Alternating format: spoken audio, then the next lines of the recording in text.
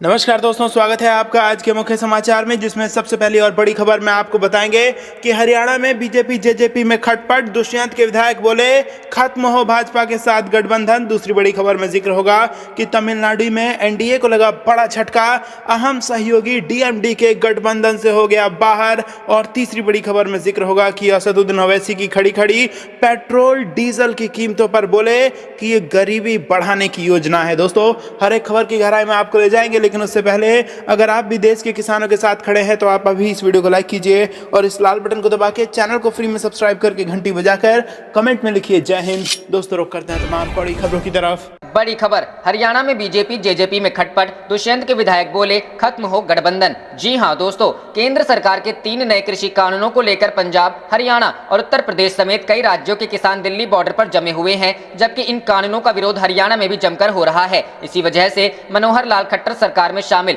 जजपा के कुछ विधायक इसका विरोध कर रहे हैं। इस बीच जननायक जनता पार्टी के टोहाना से विधायक देवेंद्र बबली ने राज्य के उप मुख्यमंत्री और जजपा प्रमुख दुष्यंत चौटाला से कहा है, अविश्वास प्रस्ताव के दौरान सरकार के पक्ष में वोट करना मेरी मजबूरी है, लेकिन इस समय ऐसे हालात बन गए हैं कि हमें मनोहर लाल खट्टर सरकार से गठबंधन तोड़ देना चाहिए। साथ ही कहा, हालात ऐसे हैं कि हम कहीं जा नहीं सकते क्योंकि लोग हमें डंडों से मारेंगे। वहीं विधायक बबली ने साफ किया है कि अगर मेरे वोट से सरकार गिरती है तो मैं उसके खिलाफ वोट दे दूंगा। जबकि उन्होंने पिछले 100 दिन में कई बार विधायक दल की बैठक में किसान आंदोलन पर कोई फैसला नहीं होने पर भी नाराजगी जताई है। इससे पहले टोहाना से जननायक जनता पार्टी के विधायक देवेंद्र बबली ने बजट सत्र के दौरान अपनी ही सरकार पर सवाल उठाए थे। उन्होंने सदन में किसान आंदोलन के पक्ष में बयान देते हुए कहा कि किसानों के हालात चिंताजनक हैं और ये आंदोलन प्रदेश के हित में नहीं है। प्रदेश की सीमाओं पर किसान, बुजुर्ग, महिलाएं और बच्चे बैठे हैं। यह चिंताजनक है और बहुत पीड़ादायक है। हम जब गाँव में जाते हैं तो हमें कहा जाता है कि आप गाँव में मत आना। हमें गाँव में कार्यक्रमों में, सामाजिक कार्यक्रमों में आने से रोका जाता है। मैं मुख्यमंत्री, उप मुख्यमंत्री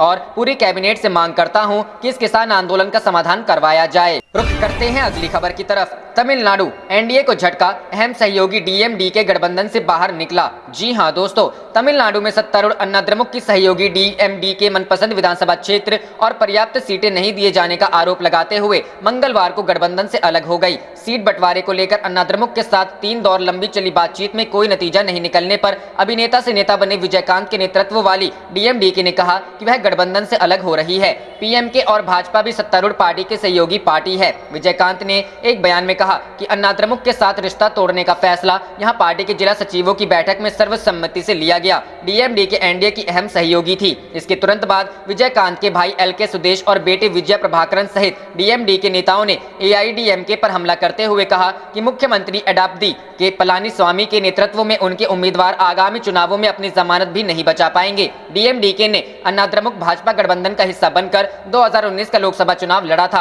अन्ना द्रमुक ने पीएमके और भाजपा के साथ समझौता किया है और 234 सदस्यीय विधानसभा चुनाव के लिए दोनों पार्टियों को क्रमशः 23 और 20 सीटें दी हैं। भाजपा को कन्याकुमारी लोकसभा सीट भी दिया गया है, जहां उपचुनाव होने वाला है। मीडिया कर्मियों से बात करते हुए सुदेश ने कहा कि आज उन सभी के लिए यह दीपावली है। अन्ना द्रमुक का सभी निर्वाचन क्षेत्रों में जमानत जब्त हो जाएगी। केपी मुन्नुसामी एआईएडीएमके के वरिष्ठ नेता स्लीपर सेल के रूप में काम कर रहे थे। अन्ना द्रमुक भाजपा गठबंधन के एक अन्य सहयोगी पीएमके ने हाल ही में अपने सीट बंटवारे के सौदे को सील कर दिया और डीएमडीके को कुछ सीटें आवंटित की थी। 2016 के चुनाव में डीएमडीके वाम और दलित पार्टियों के साथ तीसरे मोर्चे का हिस्सा था। इसने विपक्षी वोटों को विभाजित करके एआईएडीएमके को जीतने में मदद की थी। 2019 के लोकसभा चुनावों से पहले इसने एआईएडीएमके और बीजेपी के साथ गठबंधन किया। इस बार पार्टी कम से कम 25 सीटें चाहती थी।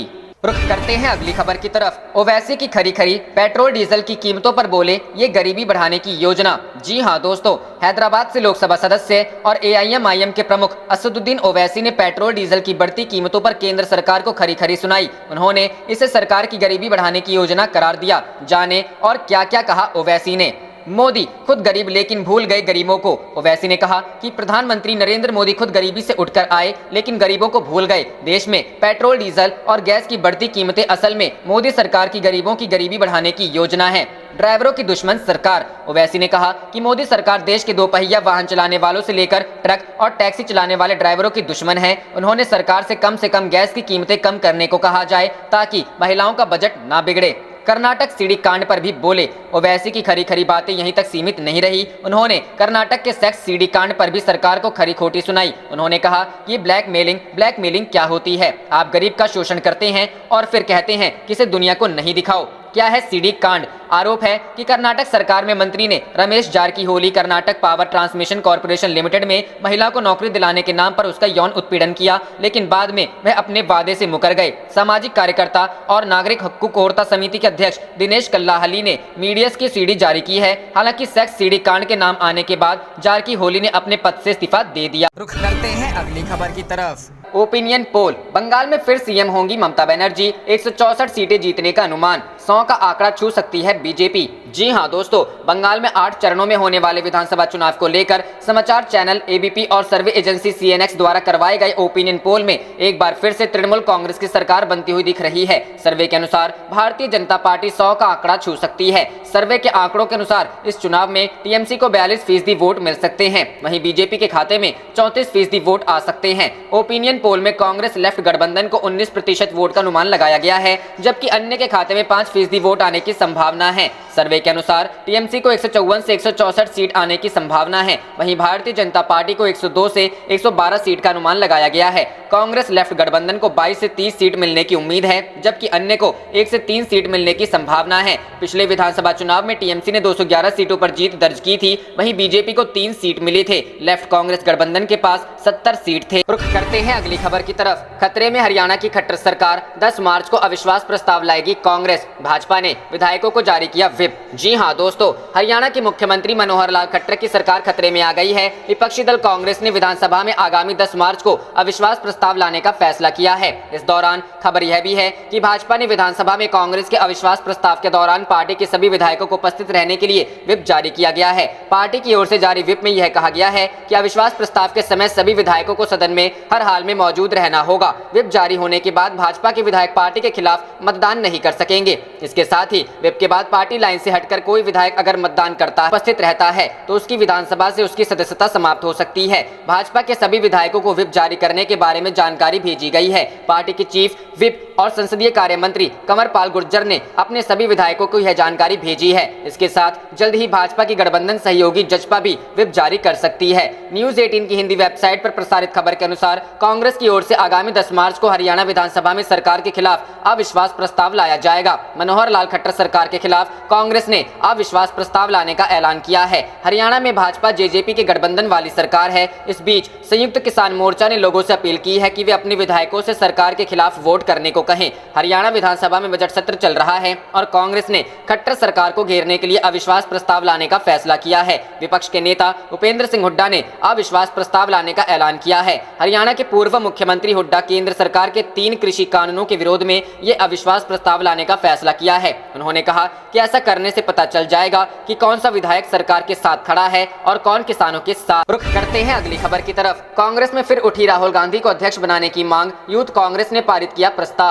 जी हां दोस्तों, राहुल गांधी को फिर से कांग्रेस अध्यक्ष बनाए जाने की मुहिम को आगे बढ़ाते हुए इंडियन यूथ कांग्रेस ने इस आशय का सोमवार को एक प्रस्ताव पारित किया। आईवाईसी की राष्ट्रीय कार्यकारिणी की 2 दिनी बैठक के पहले दिन पारित इस प्रस्ताव के बारे में संगठन के राष्ट्रीय अध्यक्ष बीवी श्रीनिवास ने जानकारी दी। उन्होंने बताया कि यूथ कांग्रेस राहुल गांधी के साथ मजबूती से खड़ी है और मानती है कि उनके नेतृत्व में पार्टी देश भर आगे बढ़ेगी। श्रीनिवास ने कहा, देश में मौजूदा स्थिति को देखते हुए इंडियन यूथ कांग्रेस की राष्ट्रीय कार्यकारिणी ने संयुक्त रूप से एक प्रस्ताव पारित कर राहुल गांधी को फिर से कांग्रेस अध्यक्ष के रूप में नियुक्त किए जाने की मांग की है। उन्होंने कहा कि यूथ कांग्रेस अपने नेता राहुल गांधी के साथ मजबूती से खड़ी है और उन्हें विश्वास है कि उनके नेतृत्व में पार्टी और मजबूत होगी और देश भर में पार्टी को सक्रिय किया जाएगा। इसके पहले कई प्रदेशों की कांग्रेस कमेटी, किसान कांग्रेस और एनएसयूआई भी राहुल गांधी को फिर से कांग्रेस अध्यक्ष बनाने की मांग वाला प्रस्ताव पारित कर चुकी है। बता दें कि कांग्रेस पार्टी का संगठनात्मक चुनाव इस साल जून के महीने में होना है। राहुल गांधी ने 2019 के आम चुनावों में पार्टी के खराब प्रदर्शन के बाद शीर्ष पद से इस्तीफा दे दिया था।